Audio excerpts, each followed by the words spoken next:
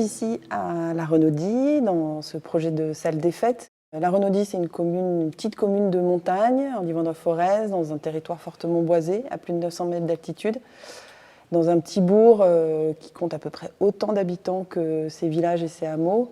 Et la commune avait vraiment le souhait de faire un projet qui fédère ce tissu d'habitants, exemplaire d'un point de vue des matériaux, de l'énergie, du rapport au grand paysage.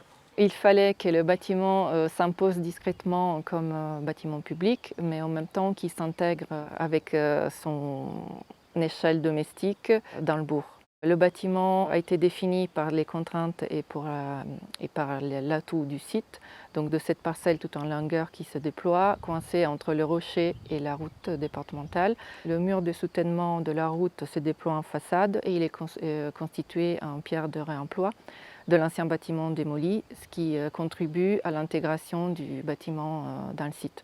La commune de La Renaudie, dès le départ, avait une commande assez exigeante sur la question à la fois des matériaux, sur la question de l'énergie, sur la question du réemploi. Notamment sur les matériaux, c'était d'utiliser un maximum de bois local. Notamment, on est sur un territoire qui est pratiquement à 50% boisé, de plantations de résineux qui arrivent à maturité, donc du coup ça portait tout son sens d'utiliser du Douglas, enfin voilà, ces essences-là qui sont présentes sur le territoire. Et puis après, sur la question du réemploi, il y a le fait que du coup la salle des fêtes, cette nouvelle salle des fêtes était construite sur un lieu où il y avait déjà un bâtiment. Et donc la commune a dit nous on aimerait bien pouvoir réutiliser la pierre. On a trouvé un lieu pour pouvoir stocker le temps que se fasse le chantier entre la démolition et la reconstruction. Ce qui était très important pour nous, c'était d'avoir des artisans avec un savoir-faire pour que justement, par exemple, le maçon puisse réutiliser les pierres de l'ancien bâtiment pour que ça s'intègre au maximum dans le bourg et avec la même façon de construire pour que ça soit intégré. Et puis, on voulait aussi que ce soit des entreprises qui soient complètement locales. Et donc, nous avons exigé que chaque corps de métier vienne faire une visite de site pour pouvoir être sûr qu'ils avaient bien compris nos exigences et pas que ce soit une entreprise parachutée de très loin.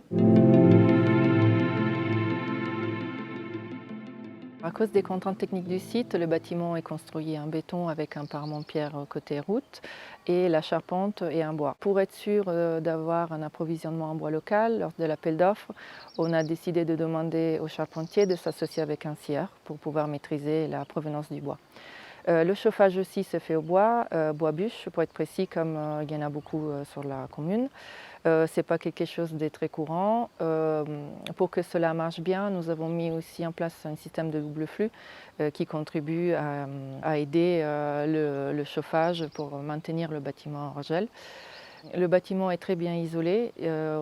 Nous avons utilisé au maximum des isolants biosourcés et nous avons veillé au confort d'été, au confort d'hiver.